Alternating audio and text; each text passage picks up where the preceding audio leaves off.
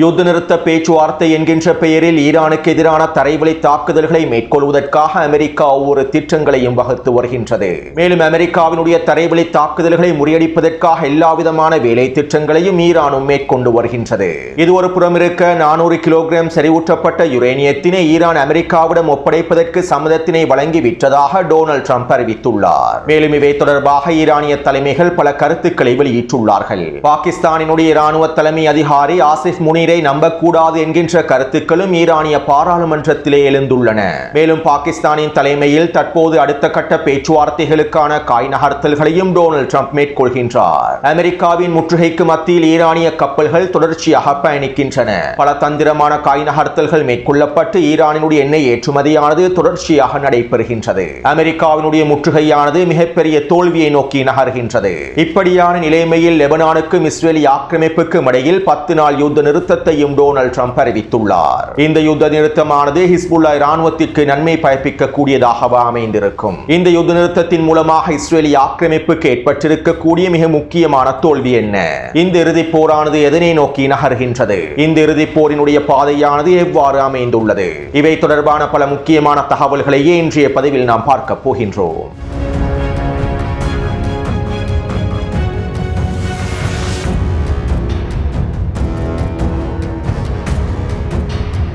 Israeli ஆக்கிரமிப்புக்கும் லெபனானுக்கும் இடையிலான நேரடியான பேச்சுவார்த்தைகள் நடைபெற்றதை தொடர்ந்து நேற்று மாலை டொனால்ட் ட்ரம்ப் லெபனான் ஜனாதிபதி ஜோசப் அவுனோடு தொலைபேசியில் கலந்துரையாடல் ஒன்றை மேற்கொண்டிருந்தார். இதன்போது லெபனானிலே இஸ்ரேலி ஆக்கிரமிப்பு தாக்குதல்களை நிறுத்த வேண்டும் என்றும் இஸ்ரேலி ஆக்கிரமிப்பு லெபனானுக்குள்ளே யுத்த நிறுத்தத்தினை ஏற்படுத்த வேண்டும் என்றும் நாங்கள் இஸ்ரேலோடு ஒருங்கிணைந்து செயற்படுவதற்கு தயாராகவே இருக்கின்றோம் என்றும் லெபனானினுடைய ஜனாதிபதி அடிமை ஜோசப் அவுன் டொனால்ட் ட்ரம்புக்கு தெரிவித்துள்ளார். லெபனானிய ஜனாதிபதிக்கும் நெட்டன்யாஹுவுக்கும் இடையில் நேரடியான தொலைபேசி உரையாடலை மேற்கொள்வதற்கான முயற்சிகளை அமெரிக்க வெளியுறவுத்துறை அமைச்சர் மார்க்கோ ரூபியோ மேற்கொண்டிருந்தார். இருப்பினும் இந்த முயற்சிகள் பெரிதாக வெற்றி அளிக்கவில்லை. ஹிஸ்புல்லாவினுடைய எச்சரிக்கைகளை தொடர்ந்து லெபனானிய பாராளுமன்ற சபாநாயகர் நஹபி பெர்ரி அவர்களுடைய எச்சரிக்கையை தொடர்ந்து லெபனானிய ஜனாதிபதி ஜோசப் அவுன் நெட்டன்யாஹுவோடு நேரடியாக தொலைபேசியில் உரையாடுவதை மறுத்தார். எனவே டொனால்ட் ட்ரம்ப் லெபனானிய அடிமை ஜனாதிபதி ஜோசப் அவுனோடு தொலைபேசியில் கலந்துரையாடல்களை மேற்கொண்டதற்கு பின்பு லெபனானுக்கும் இஸ்ரேலுக்கும் இடையிலே 10 நாள் யுத்த நிறுத்தத்தினை நான் ஏற்படுத்தியுள்ளேன் என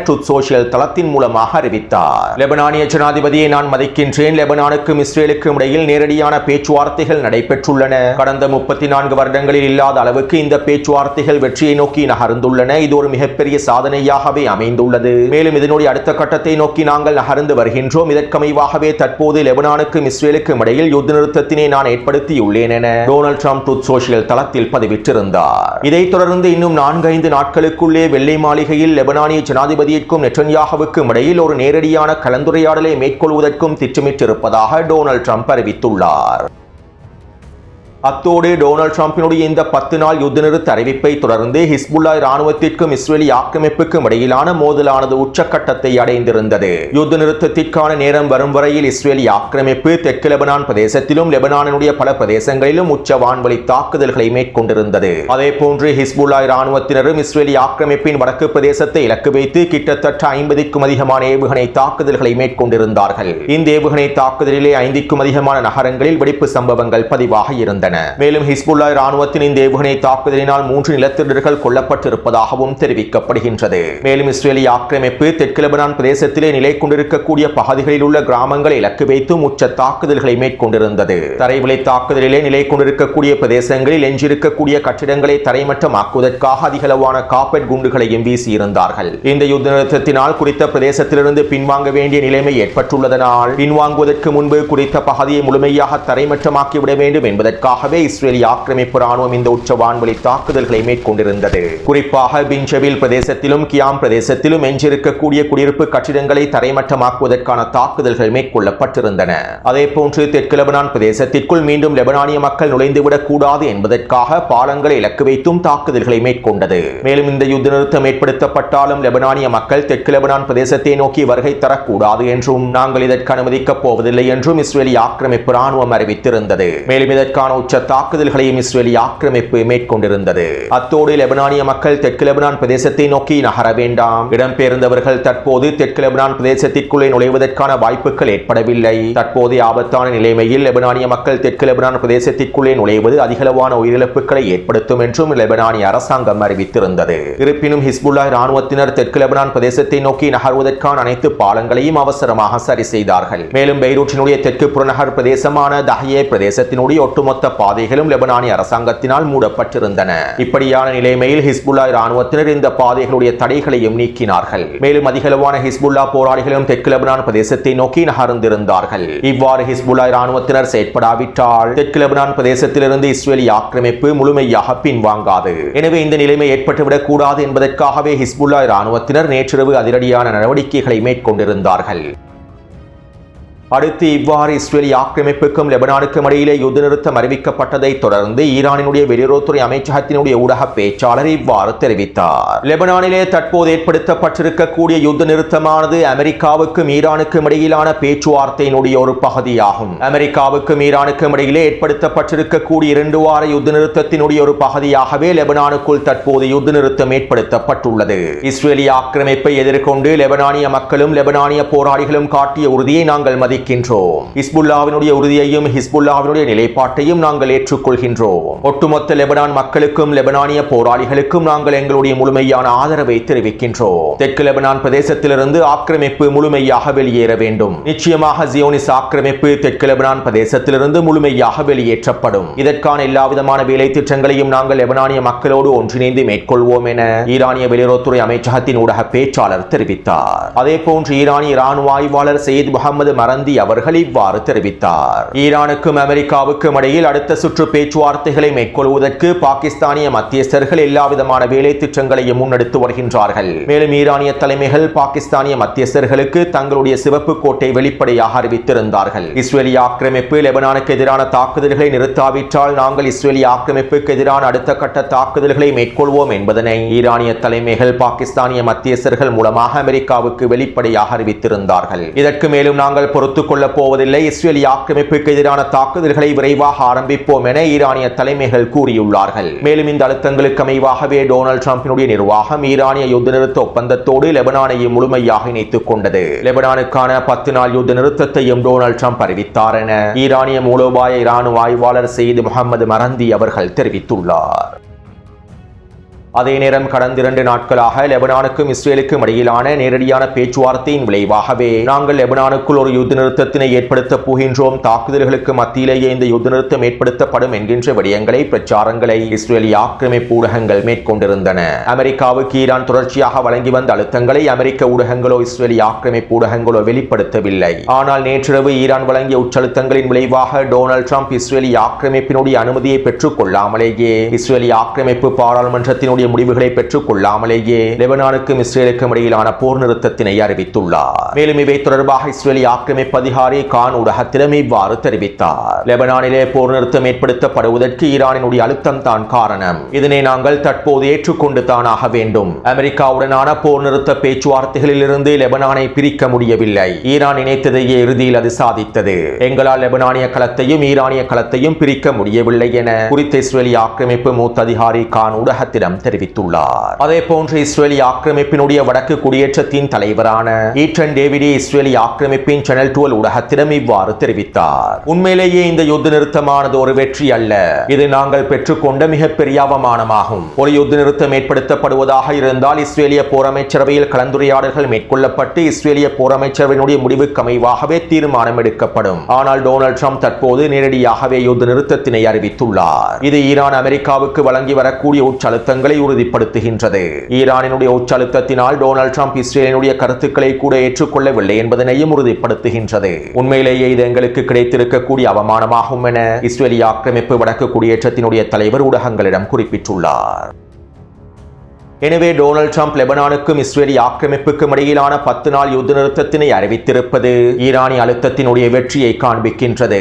அதே போன்று இந்த 10 நாள் யுத்த நிறுத்தம் இஸ்ரேலி ஆக்கிரமிப்பின் தரைவழி தாக்குதல்களிலே ஏற்பட்டிருக்கக்கூடிய மிகப்பெரிய தோல்வியையும் உறுதிப்படுத்துகின்றது. தெற்கு லெபனான் பிரதேசத்தினை முழுமையாக கைப்பற்றி தெற்கு லெபனான் பிரதேசத்தினை இடையக மண்டலமாக மாற்றுவதற்காகவே இஸ்ரேலி ஆக்கிரமிப்பு அவசரமாக தரைவழி தாக்குதலை ஆரம்பித்தது. லிட்டானி நதிக்கு தெற்கு பிரதேசத்தை முழுமையான பஃபர் ஜோன் பிரதேசமாக இடையக மண்டலமாக மாற்றுவதற்காகவே இஸ்ரேலி ஆக்கிரமிப்பு அவசரமாக தரைவழி தாக்குதலை ஆரம்பித்தது.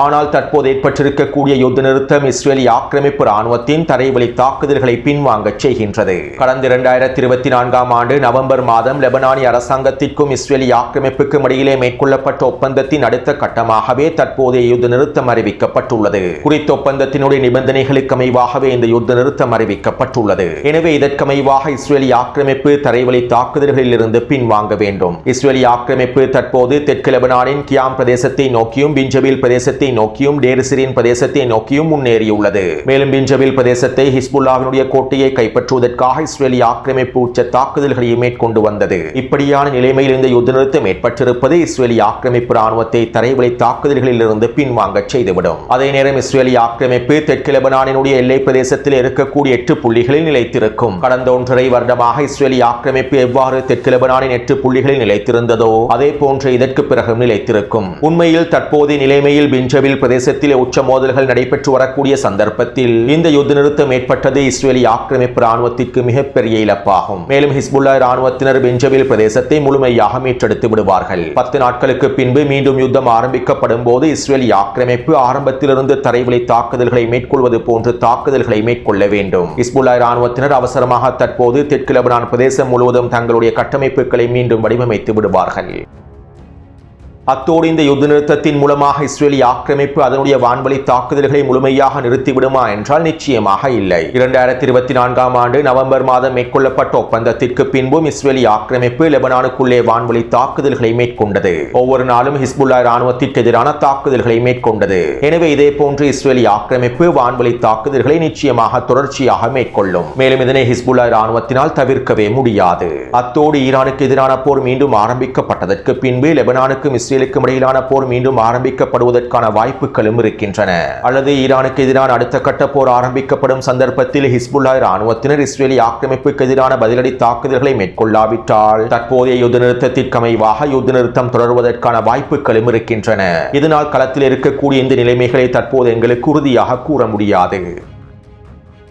அத்தோடு இங்கிருக்கக்கூடிய அடுத்த ஆபத்தான விடயம் என்னவென்றால் லெபனானிய ஜனாதிபதியும் நெட்டன்யாகுவையும் ஒன்றிணைத்து டொனால்ட் ட்ரம்ப் நேரடியான பேச்சுவார்த்தைகளை அமெரிக்காவில் மேற்கொள்வார். இதற்கு பிறகு லெபனானுக்கும் இஸ்ரேலுக்கும் இடையிலான இயல்பாக்கத்தை அறிவிப்பார். இதைத் தொடர்ந்து லெபனானுக்குள்ளே ஹிஸ்புல்லா ராணுவத்தினை நிராயுத பாணியாக்குவதற்கான ஒருங்கிணைந்த வேலை திட்டங்களை லெபனானும் இஸ்ரேலி ஆக்கிரமிப்பு மேற்கொள்ள வேண்டும் என்கின்ற வேலை திட்டங்கள் ஆரம்பிக்கப்படும். நான் முன்னைய காணொளிகளில் கூறியதை போன்று லெபனானிய அரசாங்கமும் இஸ்ரேலி ஆக்கிரமிப்பினுடைய முழுமையான ஆதரவோடு அமெரிக்காவினுடைய முழுமையான வழிகாட்டுதலோடு லெபனானுக்குள்ளே ஹிஸ்புல்லா ராணுவத்தினை நிராயுத பாணியாக்குவதற்கான அடுத்த கட்ட வேலை திட்டங்களை மேற்கொள்வார்கள். அத்தோடு இந்த யுத்த நிறுத்தத்தின் மூலமாக இந்த நிலைமைகள் ஏற்படும் என்பது ஹிஸ்புல்லா ராணுவத்திற்கு நன்றாகவே தெரியும். லெபனானிய அரசாங்கமும் இஸ்ரேலி ஆக்கிரமிப்பும் அமெரிக்காவின் தலைமையில் ஐரோப்பிய நாடுகளுடைய தலைமையில் லெபனானுக்குள்ளே எங்களை நிராயுத பாணியாக்குவதற்கான வேலை திட்டங்களை மேற்கொள்வார்கள் என்பது ஹிஸ்புல்லா ராணுவத்தின் தலைமைகளுக்கும் நன்றாகவே தெரியும். இருப்பினும் ஹிஸ்புல்லா ராணுவத்தினர் இதனை கண்டு அஞ்சவில்லை. மேலும் இஸ்ரேலி ஆக்கிரமிப்பும் லெபனானிய அரசாங்கமும் அமெரிக்காவும் ஒன்றிணைந்து ஐரோப்பிய நாடுகளும் ஒன்றிணைந்து ஹிஸ்புல்லாவை நிராயுத பாணியாக்குவதற்கான வேலை திட்டங்களை மேற்கொண்டாலும் லெபனானிய களத்திலே ஹிஸ்புல்லாவை நிராயுத பாணியாக்க முடியாது என்பதில் அவர்கள் உறுதியாக இருக்கின்றார்கள். காசாவின் களத்தில் அமெரிக்காவும் இஸ்ரேலி ஆக்கிரமிப்பும் அடிமை அரபுகளும் எவ்வளவு வேலை திட்டங்களை மேற்கொண்டாலும் ஹமாஸை நிராயுத பாணியாக்க முடியாத நிலைமை ஏற்பட்டிருக்கின்றதோ நிராயுத பாணியாக்க முடியாத வகையில் ஹமாஸினுடைய கட்டமைப்புகள் பலஸ்தீனிய போராளிகள் அமைக்கப்பட்டிருக்கின்றார்களோ அதே போன்று தான் லெபனானிலே ஹிஸ்புல்லாவை நிராயுத பாணியாக்க முடியாத வகையில் ஹிஸ்புல்லாவினுடைய கட்டமைப்புகளை வகுத்துள்ளார்கள். எனவே இவர்கள் எவ்வளவு வேலை திட்டங்களை மேற்கொண்டாலும் ஹிஸ்புல்லாவினுடைய போராளிகளை நிராயுத பாணியாக்க முடியாது என்பது ஹிஸ்புல்லா ராணுவத்தின் தலைமைகளுக்கு நன்றாகவே தெரியும். இதனால் தான் இவை பற்றி ஹிஸ்புல்லா ராணுவத்தினுடைய தலைமைகள் கவலைப்படுவதில்லை. இந்த நேரடியான பேச்சுவார்த்தைகள் மூலமாக அமெரிக்காவின் தலைமையில் லெபனானிய அரசாங்கமும் இஸ்ரேலி ஆக்கிரமிப்பும் ஒன்றிணைந்து பல வேலை திட்டங்களை மேற்கொண்டாலும் அவை அனைத்தையும் தோற்கடிப்பதற்கான வழிமுறைகள் ஹிஸ்புல்லா ராணுவத்திடம் இருக்கின்றன. அத்தோடு இங்கிருக்கக்கூடிய இன்னும் ஒரு மிக முக்கியமான விடயம் என்னவென்றால், இந்த இறுதிப் போரிலே மஹதி அலைஹிஸ்ஸலாம் அவர்கள் வரும் வரையில் போராடுவதற்கான கட்டமைப்புகளையே ஹிஸ்புல்லா இராணுவத்தினர் மேற்கொண்டுள்ளார்கள். பலஸ்தீனிய போராளிகள் எவ்வாறு இந்த இறுதிப் போரினுடைய இறுதி கட்டம் வரை மஹதி அலைஹிஸ்ஸலாம் வரும் வரை போராடுவதற்கான காய் நகர்த்தல்களை வேலை திட்டங்களை மேற்கொள்கின்றார்களோ, அதற்கான கட்டமைப்புகளை உருவாக்கி இருக்கின்றார்களோ, அதே போன்றுதான் ஹிஸ்புல்லா இராணுவத்தினரும் மஹதி அலைஹிஸ்ஸலாம் வரும் வரையில் இந்த இறுதிப் போரினுடைய இறுதி கட்டம் வரும் வரையிலும் முழுமையாக தொடர்ச்சியாக போராடுவதற்கான கட்டமைப்புகளையே மேற்கொண்டுள்ளார்கள். கடந்த வாரம் ஈரானினுடைய உச்ச தலைவர் இமாம் முஜ்தபா கமேனி அவர்கள் இவை தொடர்பாக குறிப்பிட்டிருந்தார். நாங்கள் மஹதி அலைஹிஸ்ஸலாம் அவர்களுக்காகவே காத்துக் கொண்டிருக்கின்றோம், அவருடைய வருகைக்காகவே காத்துக் கொண்டிருக்கின்றோம். மேலும் அவருடைய வருகை வரையிலும் நாங்கள் தொடர்ச்சியாக போராடுவோம். அவருடைய வருகைக்காக எங்களுடைய பெரும் படைகள் தயாராக இருக்கின்றன. அவருடைய பெரும் படையாக நாங்கள் இருப்போம் என ஈரானிய உச்ச தலைவர் முஜ்தபா கமேனி அவர்கள் தெரிவித்திருந்தார். கடந்த வாரம் வெளியிட்ட காணொளியில் நான் இவற்றை குறிப்பிட்டிருந்தேன். அதாவது இந்த போரானது இறுதிப் போராகும். இந்த இறுதிப் போரினுடைய ஆரம்பத்தில் தான் நாங்கள் தற்போது இருக்கின்றோம். இந்த இறுதிப் போரினுடைய இறுதி கட்டத்தில் ஆக்கிரமிப்புக்கு எதிராக மஹதி அலைஹிஸ்ஸலாமோடு ஒன்றிணைந்து அனைத்து போராளிகளும் பெரும் படைகளும் ஒன்றிணைந்து ஆக்கிரமிப்புக்கு எதிரான தாக்குதல்களை மேற்கொள்ளக்கூடிய நிலைப்பாடுகளையே ஈரான் கொண்டுள்ளது. இந்த நிலைப்பாட்டிற்கமைவாகவே ஈரானினுடைய அனைத்து காய் நகர்த்தல்களும் வேலை திட்டங்களும் மேற்கொள்ளப்பட்டு வருகின்றன. இந்த போரினுடைய இறுதி வரையில் அனைத்து பெரும் படைகளையும் கொண்டு செல்வதற்கும் அனைத்து போராளிகளையும் கொண்டு செல்வதற்குமான வேலை திட்டங்களையே ஈரானும் எதிர்ப்ப மேற்கொள்கின்றன.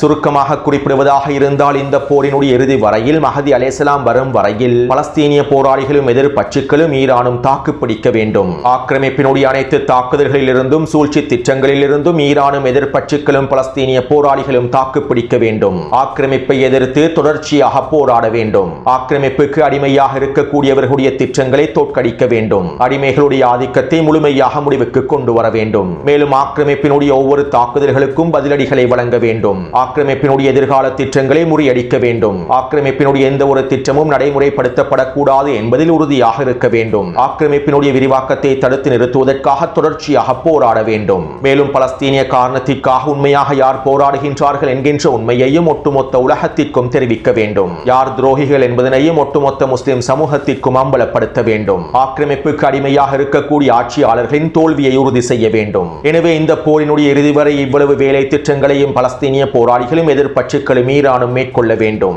மேலும் இதைத்தான் தற்போது பலஸ்தீனிய போராளிகளும் எதிர்ப்பச்சுக்களும் ஈரானும் மேற்கொள்கின்றது.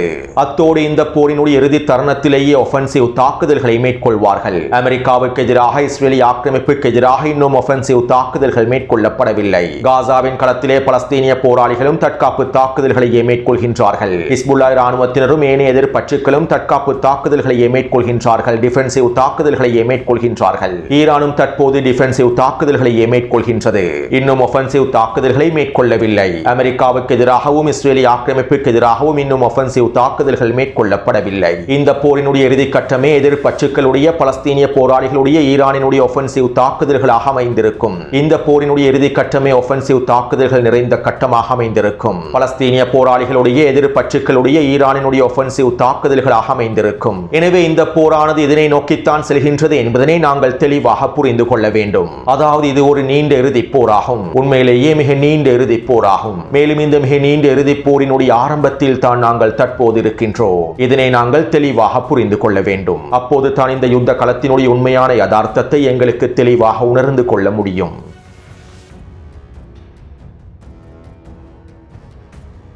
எங்களுடைய கடற்படை முற்றுகையானது வெற்றியடைந்து விட்டது. நாங்கள் ஈரானினுடைய எண்ணெய் வர்த்தகத்தினை முடக்கிவிட்டோம். ஈரானினுடைய ஒரு கப்பல் கூட எங்களுடைய முற்றுகையை உடைத்து நகரவில்லை என அமெரிக்காவினுடைய மத்திய கட்டளை தளமானது தொடர்ச்சியான போலி பிரச்சாரங்களை மேற்கொண்டு வருகின்றது. சர்வதேச கப்பல் போக்குவரத்து ஆய்வு நிறுவனங்களுடைய தகவல்களுக்கு அமைவாக கடந்த 3 நாட்களுக்குள் மாத்திரம் ஈரான் 9 மில்லியன் பீப்பாய் கச்சா எண்ணெய்களை ஓமான் வளைகுடா பிரதேசத்தினூடாக நகர்த்தியுள்ளது. அமெரிக்காவினுடைய முற்றுகைக்கு மத்தியிலேயே ஈரான் 9 மில்லியன் பீப்பாய் கச்சா எண்ணெய்களை நகர்த்தியுள்ளது. கிட்டத்தட்ட 5க்கும் அதிகமான எண்ணெய் கப்பல்களை அமெரிக்காவின் முற்றுகையை உடைத்து ஈரான் நகர்த்தியுள்ளது. இதன் மூலமாக அமெரிக்காவினுடைய கடற்படை முற்றுகையானது தோல்வியடைந்துள்ளது என்பதனையும் எங்களுக்கு உறுதி செய்ய முடியும். இருப்பினும் சர்வதேசத்தினை ஏமாற்றுவதற்காக அமெரிக்க மத்திய கட்டளை தளமும் டொனால்ட் ட்ரம்பினுடைய நிர்வாகமும் தொடர்ச்சியாக இந்த போலி பிரச்சாரங்களை மேற்கொண்டு வருகின்றார்கள். அமெரிக்காவினுடைய இந்த கடற்படை முற்றுகையானது தோல்வியடைந்திருக்கின்றது என்பதே யதார்த்தமான நிலைமையாகும். அடுத்து டொனால்ட் ட்ரம்ப் ஊடகங்களிடம் இவ்வாறு தெரிவித்துள்ளார். ஈரான் எங்களோடு ஒரு ஒப்பந்தத்தை மேற்கொள்வதற்கு தயாராக இருக்கின்றது. 2 மாதங்களுக்கு முன்பு அவர்கள் செய்வதற்கு தயாராக இருக்காத விடயங்களை தற்போது செய்வதற்கு தயாராக இருக்கின்றார்கள். மேலும் யுரேனியம் செறிவூட்டலுக்கு நாங்கள் 20 ஆண்டு கால வரம்புகளை எல்லைகளை வழங்கப் போவதில்லை. ஈரான் யுரேனியம் செறிவூட்டலை மேற்கொள்ளவே கூடாது. அவர்களிடம் அணு ஆயுதம் இருக்கக்கூடாது. அவர்களிடம் இருக்கக்கூடிய யுரேனியம் செறிவூட்டல் தூசுக்களையும் இருப்புகளையும் எங்களிடம் ஒப்படைப்பதாகவும் அவர்கள் அறிவித்துள்ளார்கள். ஈரானோடு எங்களுக்கு நிறைய உடன்பாடுகள் எட்டப்படுவதற்கான வாய்ப்புகள் இருக்கின்றன.